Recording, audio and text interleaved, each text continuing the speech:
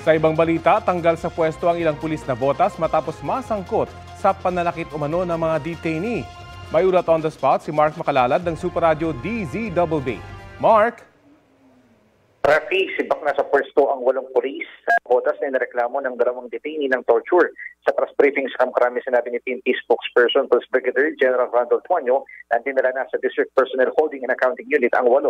Maliban sa kanila, naalis na rin sa pwesto ang Chief Investigator sa reklamo dahil sa inaction o wala ng aksyon matapos ang reklamo ng mga detainee.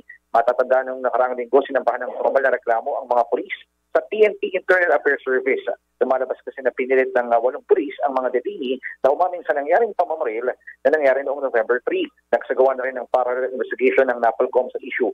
Samantala, nakahanda ang PNP na ipatupad ang batas sakaling may mga panibagong arrest warrant na inalabas ang korte laban sa mga sangkot sa anomalya sa flood control. Sa press briefing sa Kamkrami, sinabi ni PNP Acting Chief Police Lieutenant General Jose Melencio Nartates Jr. na makikipagtulungan sila sa iba't ibang ahensya ng pamahalaan para maihatid ang hustisya at maiharap ang mga sangkot sa kanilang mga kaso. Sa ngayon, 16 na arrest warrant na ang labas ng korte sa mga sangkot sa anomalya sa flood control.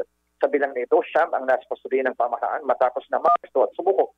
Nikaya naman ni Nartates ang mga may nilalaman sa kinaroroonan ng mga arrest warrant sa flood control na makipagtulungan sa kanila.